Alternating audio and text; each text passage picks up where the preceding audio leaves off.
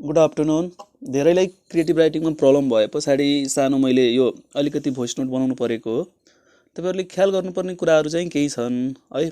अझै पनि तपाईँले मलाई क्रिएटिभ राइटिङ लेख्न आएन, आउँदैन, मैले जान्दै जानिनँ भन्नुहुन्छ भने अब त्यहाँ मैले भन्नुपर्ने केही छैन। त्यसरी मलाई जानिन, मलाई आउँदैन भनेर बस्नुहुन्छ भने गर्न केही सकिँदैन। तपाईँ जे जति सक्नुहुन्छ त्यति लेखेर पठाउनुहोस्, त्यो चेक गरेर मैले फिडब्याक दिने हो। यो कुरा एकदमै सिम्पल टर्म्समा बुझ्नुहोस् है।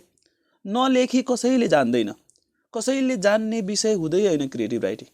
क्रिएटिभ राइटिङ के मात्रै हो भन्दा एउटा प्रश्न छ, प्रश्नमा केही भूमिकालाई जोडेर तपाईसँग केही सोध्न खोजिएको छ, ती कुरा तपाईँले लेख्न सक्नुहुन्छ सक्नुहुन्न, त्यसबारेमा तपाईँको विचार के छ भन्ने कुरा हो। मैले तपाईँहरूलाई डेली बेसिसमा टास्क दिएको छु, डेली बेसिसमा डेली च्यालेन्जेस छ। डेली च्यालेन्जेसमा आज 2वटा क्वेसन पठाउँछु भनेको थिएँ, 2वटै क्वेसन्स तपाईँहरूलाई ग्रुपमा टिप्स सहित पठाइदिएको छु। अब टिप्स सहित पठाएको क्वेसन्स बारेमा मैले सानोमा छोटकरीमा एकदमै बेसिक कुराहरू गरिदिन्छु। त्यसको बेसिसमा तपाईँ प्र्याक्टिस गर्नुहोस्, एन्सरहरू मलाई व्हाट्सएप गरिदिनुहोस्, म तपाईँहरूलाई फिडब्याक दिन्छु। तपाईँले क्वेसन नै एटेन्ड नगरेर एन्सर नलेखी चाहिँ मलाई क्रिएटिभ राइटिङ आएन भन्नुहुन्छ भने त्यसको चाहिँ उत्तर मसँग पनि छैन। त्यसको चाहिँ अनेस्टली भन्छु, म त्यहाँ चाहिँ म सरेन्डर गर्छु, त्यहाँ मैले केही गर्न सक्दिनँ। बेसिक कुरो हो कसरी लेख्ने, कुन फर्मेटमा लेख्ने भन्ने कुरोहरू तपाईहरुलाई सोर्स अफ लको युनिटमा त्यहाँ पछाडि टिप्स चाहिँ दिएको छ। क्रिएटिभ राइटिङ के हो, लेख्दा के गर्ने, लेख्ने बेलामा के कुरा ध्यान दिने है, घरमा तयारी गर्ने बेलामा क्रिएटिभ राइटिङको लागि के गर्ने, के पढ्ने भन्ने जस्ता कुराहरू चाहिँ छन्, जुन चाहिँ म अहिले चाहिँ रिपिट गर्न मलाई चाहिँ त्यो पटक पटक दोहोर्याउन चाहिँ मन लागेन। अहिलेको निम्ति तपाई हामी के बुझाउँ भन्दाखेरि यो जुन क्रिएटिभ राइटिङको प्र्याक्टिसको निम्ति मैले 2वटा प्रश्न दिएको छु, पहिलो प्रश्न र दोस्रो प्रश्न। सो एज युजुअल मैले भन्ने गरेको क्रिएटिभ राइटिङमा तपाईले प्रश्न बुझ्नु भयो भने तपाईको 70% उत्तर 70% एन्सर त्यही भित्र छ, लुकेको हुन्छ भन्ने कुरा हो।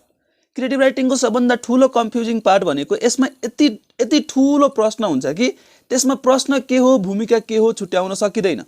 सो यस अर्थमा हामीले अलिकति माइन्युटली क्लियरली है, अलिकति चनाखो भएर बाठो भएर चाहिँ प्रश्न पढ्नु पर्ने हुन्छ। सो क्रिएटिभ राइटिङको प्रश्न जुन छ, यो प्रश्न तपाईले ध्यानले पढ्नुहुन्छ भने क्लियरली भनेको छ हाम्रो संविधानले सबैलाई राइट टु फ्रिडम दिएको छ। हामी सबैसँग चाहिँ कुनै न कुनै राजनीतिक दलसँग जोडिने है वा राजनीतिक दल खोल्ने जस्तो चाहिँ राइट छ। यस्तोमा के पनि भनेको छ भन्दाखेरि राजनीतिक आस्थाकै आधारमा है कसैलाई देशबाट निकाला गरिदिने जस्तो कुरा चाहिँ हाम्रो कन्स्टिट्युसनले रोकिएको छ। तर ऐतिहासिक रूपमा हामीले हेर्ने हो भने कुनै पालामा राजाले के गरेका थिए भन्दाखेरि मल्टी पार्टी डेमोक्रेसीलाई के गरिदिएका थिए, रोकिदिएका थिए, पञ्चायत सिस्टम चाहिँ लागू गरेका थिए। त्यसपछि नेपाली जनताले ठूलो सङ्घर्ष गर्यो, ठूलो स्ट्रगल गर्यो है, एउटा क्रान्ति गर्यो। क्रान्ति पछाडि चाहिँ हामीले 2072 सालको नयाँ संविधान ल्यायौँ। त्यहाँ नयाँ संविधानमा हामीले के गर्यौँ त भन्दाखेरि राइट टु फ्रिडम भनेर फ्रिडम अफ चोइस दियौँ। इन्डिभिजुअललाई आफूलाई गर्न मन लागेको कुराको छुट दियौँ, उनीहरूले के गर्न मिल्ने भन्ने कुराको पनि छुट दियौँ। अब यस्तोमा चाहिँ के भइदियो भन्दाखेरि हालसालको नेपाली समाजको अवस्था हेर्ने हो भने केही राजनीतिक दलहरू है के गरेको देखिन्छ भन्दाखेरि यस्तो नेपाली जनताले दुःख गरेर ल्याएको संघीयता, दुःख गरेर ल्याएको डेमोक्रेटिक सिस्टम, दुःख गरेर ल्याएको गणतन्त्र, दुःख गरेर ल्याएको धर्मनिरपेक्षताको विपरीत लागेको देखिन्छ। त्यहाँ विरुद्धमा एजेन्डा निकालेको देखिन्छ। यति भूमिका सहित तपाईलाई यहाँ प्रश्न के दिएको छ भन्दाखेरि अब मलाई भन्नुहोस् यस्तो अवस्था आउनुमा के रह्यो त, कारण के पुग्यो त? अनि जुन पोलिटिकल पार्टिजहरूले नेपाली जनताले यत्रो स्ट्रगल गरेर ल्याएको जुन उपलब्धि छ त्यसलाई विरोध गर्दैछन्, तिनीहरूलाई रेस्ट्रिक्ट गर्ने त? अनि अर्को प्रश्न के छ भन्दाखेरि अबको पोलिटिकल पार्टिजहरूको रोल के हुन सक्छ भन्ने कुरा हो।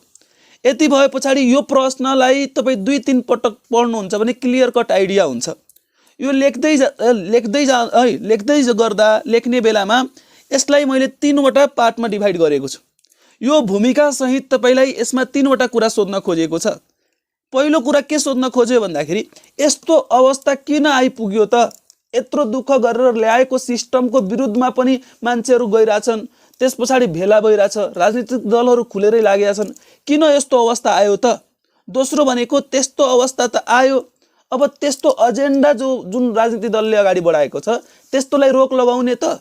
रेस्ट्रिक्ट गर्ने त भन्ने कुरो हो दोस्रो पार्ट। र तेस्रो पार्ट चाहिँ यसमा के छ भन्दाखेरि अबको राजनीतिक दलहरूको रोल के हुन सक्छ। सो पहिलो पार्ट सल्भ गरौँ। यो अवस्था किन आयो त? हामीले नयाँ सिस्टम ल्यायौँ, नयाँ स्ट्रक्चरमा गयौँ, तर के भइदियो भन्दाखेरि अहिलेको राजनीतिक दलहरूले मान्छेको लेजिटिमेट एक्सपेक्टेसन फुलफिल गरेन है, जनताप्रति अकाउन्टेबल भएन, जनताप्रति चाहिँ रेस्पोन्सिबल भएन, अकाउन्टेबल भएन, ट्रान्सप्यारेन्ट भएन, कमन मान्छेको प्रब्लम बुझ्न सकेन, कमन मान्छेसँगको कम्युनिकेसन राम्रो भएन, करप्सन बढेर गयो, पोलिटिकल इन्स्टेबिलिटी कन्टिन्युड भयो।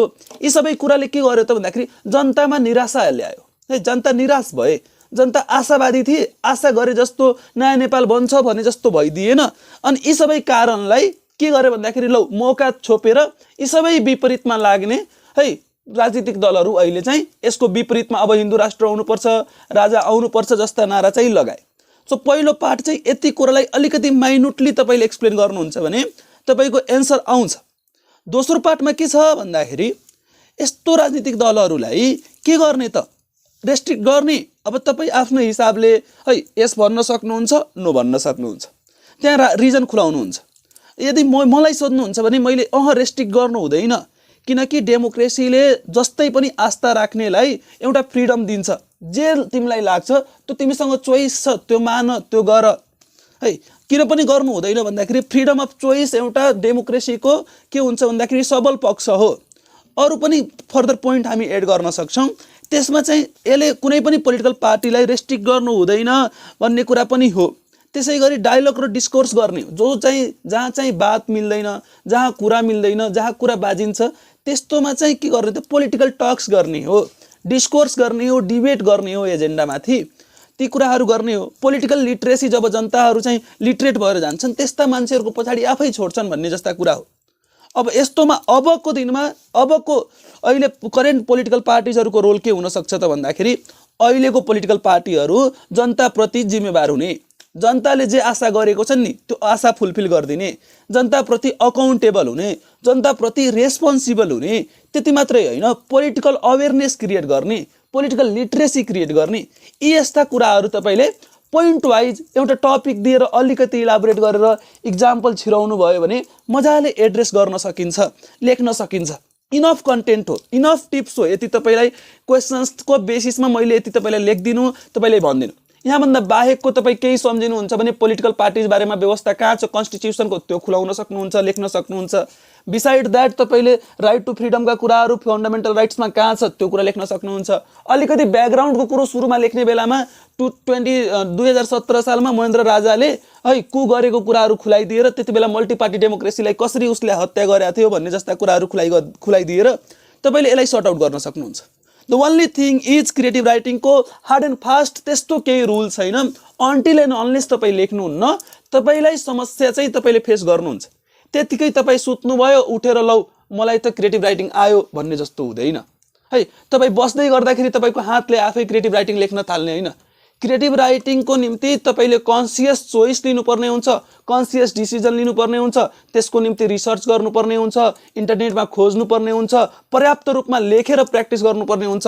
अन्टिल एन्ड अनलेस प्र्याक्टिस गर्नुहुन्न तपाईँको क्रिएटिभ राइटिङ राम्रो हुँदैन। सो एउटा जादु मन्त्र गर्छन् विकास सरले, टक्क फु गर्छन् तपाईँको माइन्डमा आउँछ, तपाईँको हातले कपीमा लेखिदिन्छ, त्यस्तो केही हुनेवाला छैन। बेसिक रूपमा एउटा फर्मेट फलो गर्ने हो। यी टिप्सहरू यहाँ छन्। यसरी तपाईँले प्रश्न नम्बर 1 चाहिँ आजको एड्रेस गर्न सक्नुहुन्छ। यति भए पछाडि प्रश्न नम्बर 2 मा जानुहोस्। प्रश्न नम्बर 2 मा के सोधेको छ? सो फेरि पनि क्रिएटिभ राइटिङको प्रश्न गर्नलाई त्यो प्रश्न बुझ्न सजिलो छ। बुझे पछाडि एकचोटि प्रश्न बुझ्यो उत्तर त मजाले लेख्न सकिन्छ।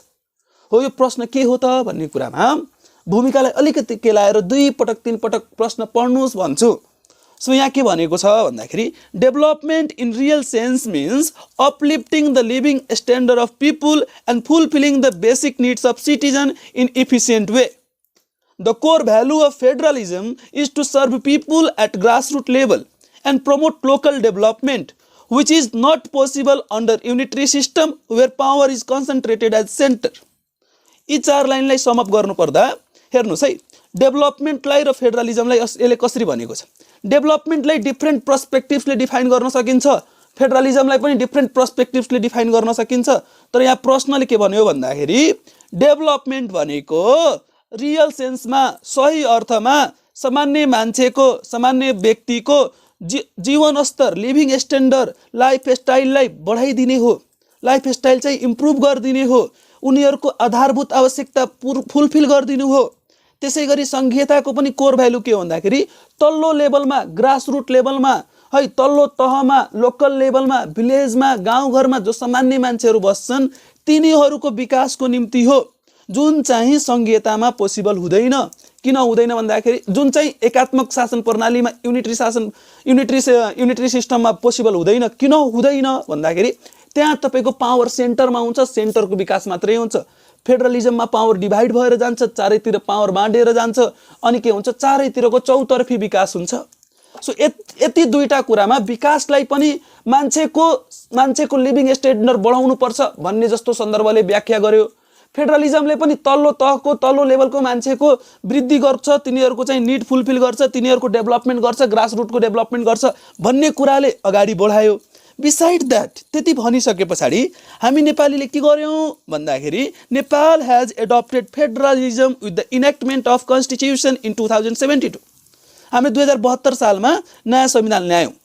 अनि के गर्यौँ भन्दाखेरि पावरलाई डिभाइड गर्यौँ स्टेटमा, सेन्टरमा, प्रोभिन्समा, लोकल लेभलमा। अनि के भयो भन्दाखेरि जब नयाँ संविधान आयो सङ्घीयताको कुराहरू, अनि नेपाली जनता चाहिँ के भयो भन्दाखेरि we people are hopeful about the good days, राम्रो दिन आउँछ, अच्छे दिन आएंगे मोदीले भने जस्तै ती बारेमा चाहिँ हामी चाहिँ ठ्याक्कै नेपालीहरू पनि आश्वस्त भयो। तर रियालिटी त्यहाँभन्दा फरक पर्यो। Reality seems to be different. के भयो भन्दाखेरि जनताले धेरै ट्याक्स तिर्नु पर्यो, जनताले महँगाई खेप्नु पर्यो। अब यस्तोमा यति भूमिका दिएर तपाईलाई प्रश्न अन्तिममा मात्रै है, अन्तिमको लाइन जहिले पनि ध्यान दिएर पढ्नु होला। अनि अन्तिममा माथिको भूमिका सहित तपाईलाई प्रश्न के गर्न खोजियो त भन्दाखेरि अब भन्नुस् त अहिलेको नेपाली समाजको क्रिटिकली भन्नुस्, अहिलेको नेपाली समाजको समस्या के हो र नेपाली सङ्घीयताको समस्या के हो भन्दाखेरि अरू जे मन लाग्छ ती सबै कुरा लेख्नु होला। तर यो क्वेसन एन्सर गर्ने बेलामा दुईटा कुरा तपाईले उल्लेख गर्नु भएन भने तपाईले नम्बर ल्याउनु नै हुन्न। त पहिलो कुरा भनेको के हो त नेपाली समाजको वर्तमान नेपाली समाजको समस्याहरू के हुन् र हाम्रो सङ्घीयतामा कहाँनिर समस्या देखियो त भन्ने कुरा हो। सो यस्तोमा एन्सर टिप्समा तपाईँ के गर्नुस् भन्दाखेरि पहिलो कुरो क्वेसन त मजाले पढ्नुस्। अनि यहाँ के देखिन्छ भन्दाखेरि क्वेसनले डेभलपमेन्टलाई पनि र फेडरलिजमलाई पनि मान्छेको निडसँग जोडेर व्याख्या गरेको देखिन्छ। म्हणजे सेन्ट्रल आइडिया यो क्वेसनको सेन्ट्रल प्रायोरिटी के हो त प्राथमिकतामा के परेको छ यो प्रश्नको भन्दाखेरि मान्छेको आवश्यकता, मान्छेको need, people's need, local development centre point हो। यति भए पछाडि माथिको प्रश्नलाई मैले दुई भागमा डिभाइड गरेँ। पहिलो भागमा हामीले क्रिटिकली एनालाइसिस गर्नुपर्ने हुन्छ हाम्रो नेपाली समाजको कस्तो छ अवस्था। सो नेपाली समाजको अवस्था अहिले हेर्नुस्, ट्याक्स रेट हाई भएको छ, सबै मानिसले धेरै ट्याक्स तिर्नु परेको छ, इन्फ्लेसन बढेर गएको छ। त्यति मात्रै हैन है, लोकल लेभलमा चारैतिर चाहिँ करप्सन पनि बढेर गएको छ, क्राइम पनि दिन प्रतिदिन बढ्दै गएको छ। अस्तिको तपाईले न्यूज पढेको हो भने लास्ट 5 इयरमा 18,000 वुमेन भोइलेन्सको केसेसहरू आएको छन्। त्यसरी न्यूज पेपर पढ्दा तपाईलाई कन्ट्रिब्युट गर्छ भन्ने कुरा मैले पहिले भनिसकेको छु। इम्प्युनिटी दण्डहीनता बढ्दै गएको छ है, जसले चाहिँ अपराध गर्छ अपराधीहरूले सजाय नपाएको अवस्था छ। त्यसै गरी है जब अपर्च्युनिटी छैन अहिले नेपालमा, मान्छेसँग चाहिँ त्यो भनौँ न त्यो आय स्रोतको कुनै एउटा बाटो छैन। त्यसको बेसिसमा चाहिँ फरेन इम्प्लोइमेन्टमा जानेहरूको सङ्ख्या बढेको छ है, ब्रेन ड्रेनको समस्या भएको छ। यी सबै नेपाली है हालै सालै अहिलेको नेपालको है नेपाली समाजको अवस्था हो। यति लेखिसके पछाडि तपाईले हाम्रो सङ्घीयतासँग एसोसिएटेड प्रब्लम के छ त, सङ्घीयतामा आयौँ नयाँ दिन आउँछ भनेर सोच्यौँ, अझै पनि त्यही हो पुरानो रूपमा जसरी राजनीतिक अस्थिरता थियो अहिले पनि त्यही राजनीतिक अस्थिरता छ। करप्सनको त कुरै छोडिदिनुस्, पहिला केन्द्रमा करप्सन हुन्थ्यो, अहिले वडादेखि लिएर प्रदेशदेखि लिएर केन्द्रसम्म हुन्छ है। सानो गाउँको सानो रोड बनाउनु छ, मन्दिर बनाउनु छ, त्यहाँदेखि लिएर है ठुलो एयरपोर्टको कुरोहरू होस् है, ठुलो है कुनै एउटा डेभलपमेन्ट प्रोजेक्टको कुरो होस्, चारैतिर त्यहाँ चाहिँ करप्सन भएको देखिन्छ। त्यति मात्रै हैन, सङ्घीयतामा गयौँ किन भन्दाखेरि मान्छेलाई सर्भ गर्नको निम्ति मान्छेको निड नै मिट भएको छैन, मान्छेको आवश्यकता नै पुरा भएको छैन है। ब्यालेन्स डेभलपमेन्ट छैन। ब्यालेन्स डेभलपमेन्ट छैन भनेको के हो भन्दाखेरि जता मन लागेको छ है त्यता डोजर लगाइदिएको छ है, जता पनि रोड बनाइदिएको छ, रोडको आवश्यकता छैन है। आवश्यकता अनुसारको है ब्यालेन्स डेभलपमेन्ट छैन, proper utilisation of means and resources देखिँदैन, प्रशासन पनि इफिसियन्ट छैन, इनइफिसियन्ट एडमिनिस्ट्रेसन छ। यी यस्ता कुराहरू है हाम्रो फेडरलिजमसँग एसोसिएटेड प्रब्लम हो। बिसाइड दिट तपाईँ आफैले पनि रिसर्च गर्नुहुन्छ, केही खोज्नुहुन्छ, कुनै युट्युबमा कुनै भिडियो सुन्नुहुन्छ, आफ्नै पनि विचार होला, आफ्नै पनि पढ्नु भयो होला है, विचारै नभएको विचार सुन्ने है तपाईँ कोही पनि हुनुहुन्न। सो यस अर्थमा तपाईँ लेख्नबाट नडराउनुहोस्, तपाईँ यति विचार गर्नुहोस् तपाईँ लेखे पछाडि मात्रै हो राइट वा रङ हुने, लेख्दै नलेखेपछि के को राइट र के को रङ भन्ने कुरा हुन्छ नि। सो पहिला तपाईँ लेख्नुहोस्। तपाईको क्रिएटिभ राइटिङको एउटा मात्रै उद्देश्य के हो भन्दाखेरि यसले लेख्न सक्छ कि सक्दैन भन्ने कुरा मात्रै टेस्ट गर्न खोजेको। तिमीले लेखेको राइट हो कि रङ हो भन्ने कुरा चाहिँ किन जज गर्ने हामी? किनकि अहिले तपाईँ ल पढिसक्नु भएको छैन, तपाईँ ल पढ्नको निम्ति इन्ट्रान्स दिन लागेको हो। सो यस अर्थमा सामान्य कुरा लागेका कुराहरू रङ पनि हुनसक्छ, राइट पनि हुनसक्छ। त क्रिएटिभ राइटिङको बेस्ट पार्ट के हो? तपाईँको ओपिनियनसँग म डिसएग्री गरौँला वा एग्री गरौँला, राइट रङ भन्ने हुँदैन। यस अर्थमा तपाईको माइन्डमा आएको विचार लेख्नबाट नडराउनुहोस्, मजाले माइन्डमा आएका कुराहरू चाहिँ एक्सप्रेस गर्नुहोस्। अनि एक्सप्रेस गरेर यी टिप्स सहित चाहिँ तपाईँ चाहिँ प्र्याक्टिस गर्न थाल्नुहोस्, लेख्न थाल्नुहोस्। अनि च्यालेन्जलाई चाहिँ सिरियसली लिनु पर्यो। डेली बेसिसमा तपाईँको निम्ति च्यालेन्ज बनाएर पठाइदिरहेको छु। त्यसको निम्ति चाहिने है बेला बखतमा कन्टेन्ट पनि मैले ग्रुपमा पठाएको छु। यी कुराहरूलाई विशेष ध्यान दिनु होला। Creative writing hard and fast के हो मात्रै हो भन्दाखेरि तपाईँको बेटर राम्रो भएर कति बेला जान्छ जब तपाईँ लेख्न थाल्नुहुन्छ। So the first thing is creative writing gets better with practice. लेख्न थाल्नुहोस्, लेख्नमा कम्प्रोमाइज नगर्नुहोस्। जति मन लाग्छ त्यति लेखिदिनुहोस्, जे मन लाग्छ त्यो सबै लेखिदिनुहोस् है। अनि अर्को कुरा भन्नुपर्दा चाहिँ के पनि हो भन्दाखेरि मैले दिएको जति पनि टिप्स हो, ट्रिक्स हो है, यसरी गर्नुहोस् है, यसरी लेख्नुहोस्, जति पनि उदाहरण दिउँला, जति पनि स्टोरी सुनाउँला है, जति पनि भिडियोको कुरा गरौँला, जति पनि यसरी चाहिँ अडियोको टिप्स पठाउँला, जति पनि मैले पिडिएफ फाइल पठाउँला, यी सबै काम लाग्दैन। त्यति बेलासम्म काम लाग्दैन जबसम्म तपाईँ लेख्नुहुन्न। सो तपाईँको एक्जिक्युसन, तपाईँ एक्जिक्युट गर्नुहुन्छ भने, भनेको कुरा मान्नुहुन्छ भने अनि मात्रै इम्प्रुभमेन्ट आउँछ। सो मिलेर गरौँ है, मजाले पढौँ, स्पिरिट बोकेर पढौँ, नाम निस्किन्छ। कसैले कसैको पोटेन्सियललाई अन्डर एस्टिमेट गर्नु हुँदैन। नपत्याउने खोलाले पनि बगाउँछ। तपाईँभित्र त्यो अझै पनि मोटिभेसन छैन म सक्छु भने चाहिँ एकचोटि आइनामा हेर्नुहोस्, म सक्छु भनेर भन्नुहोस्। म नाम निकाल्नको लागि पढ्दैछु, नाम निकाल्नको लागि डिजुरे जोइन गरेको हो, म त्यति लेभलको ग्वाच छैन कि तपाईँ टप गर्नुहोस् बाबा, टप गर्नुहोस् भनेर मैले भनेको छैन। तपाईँ 105 मा एकजना पर्नुहोस् भनेको हो। सो टप गर्नको लागि एक्स्ट्रा अर्डिनरी हुनुपर्छ होला, त्यो आफ्नो ठाउँमा छ। 105 मा पनि पर्दैन भन्ने लेभलको तपाईँ त हुनुहुन्न नि, तपाईँ पर्न सक्नुहुन्छ नि। सो यस अर्थमा त्यो लेभलको स्पिरिट क्यारी गर्नुहोस्। मबाट हुने म गरौँला, तपाईँले गर्नुपर्ने काम गर्नुहोस् क्या। तपाईँले गर्नुपर्ने काम नगरिदिएर रिजल्ट आउँदैन। सो अन्टिल एन्ड अनलेस भनेका कुराहरू एक्जिक्युट गर्नुहुन्न, भनेको टिप्स तपाईँ इम्प्लाइ गर्नुहुन्न, इम्प्लिमेन्ट गर्नुहुन्न है, भनेका कुराहरू चाहिँ कन्सिडर गर्नुहुन्न, एन्सरमा त्यसरी चाहिँ इन्क्लुड गर्नुहुन्न भने तपाईको रिजल्ट चाहिँ हामीले सोचे जस्तो हुँदैन। सो रिजल्ट इम्प्याक्टफुल राम्रो आउनको निम्ति, नाम निकाल्नको निम्ति कुरा मानिदिनुपर्छ, कुरा बुझिदिनुपर्छ। बेसिक टिप्स आजको निम्ति क्रिएटिभ राइटिङको लागि यति भयो। बाँकी कुरा भोलिको क्लासेसमा पनि गरौँला, अरू क्लासेसमा पनि गरौँला है। अनि त्यस्तो आवश्यक परेको कुराहरू त म यसरी फास्ट एन्ड फरवर्ड तपाईँहरूले पठाउला नै। मेरो अहिलेको कन्सर्न के मात्रै हो भन्दाखेरि यति बेला सबै सुतेर बसिरहेछन्। यो बेला हो तपाईँ हामी मिलेर धेरै तयारी गर्ने। यो बेला तयारी गरेर यति अगाडि बढाउँ कि अरू इन्स्टिट्युसनका अन्य पढेकाहरू तपाईँ हामीलाई क्याच गर्न नसकोस्। हाम्रो मोटिभेसन त्यो लेभलको हुनुपर्छ, हाम्रो प्रिपरेसन त्यो लेभलको हुनुपर्छ, हाम्रो कन्टेन्ट त्यो लेभलको हुनुपर्छ। यति भयो भने तपाईँ पनि सक्सिड गर्नुहुन्छ, म पनि सक्सिड गर्छु। हामी सँगै मिलेर है डिजुरे फ्यामिलीलाई अगाडि बढाउने हो, ठुलो बनाउने हो। लिगल फिल्डमा कोही छ भने त्यो डिजुरेको प्रोडक्ट छ। तपाईँ हामी मात्रै हुनुपर्छ, तपाईँको साथी हुनुपर्छ। म जाँदा ल क्याम्पसमा छिर्दा, नेसनल ल क्याम्पसमा छिर्दा, पोखरा क्याम्पसमा छिर्दा डिजुरे बाहेक मैले अरूको फेस हेर्नु नपरोस्। मेरो यत्रो सपना, यो ठुलो सपना तपाईँको सपना पनि हो, मिलेर साकार बनाऊ। अनि यति भए पछाडि आजको निम्ति धेरै भयो। हस्त धन्यवाद। अब गुड डे। मजाले तयारी गर्नुहोस्। अझै रात बाँकी छ, बात बाँकी छ, धेरै पढ्न सकिन्छ। भोलिदेखि पढ्छु भन्ने कुरा चाहिँ छोडिदिनुहोस्। अझै भोलि पढ्ने कुराहरू बरु आज चाहिँ पढिदिनुहोस्, आज कम्प्लिट गरिदिनुहोस्, अनि मात्रै सुत्नुहोस्। सबभन्दा मुख्य कुरो आज के गर्नुपर्छ भन्ने लाग्छ भने जे कुरा भोलिको निम्ति टार्दै हुनुहुन्छ त्यो अहिले गर्नुहोस्। रिजल्ट तपाईँ हाम्रो फेभरमा आउँछ है। मजाले कुल हुने, माइन्ड कुल बनाउने, मजाले तयारी गर्ने, रिल्याक्स चिल पाराले पढ्ने। 5 दिनमा पढेर पनि नाम निस्किन्छ। That's all, that's my guarantee. Thank you.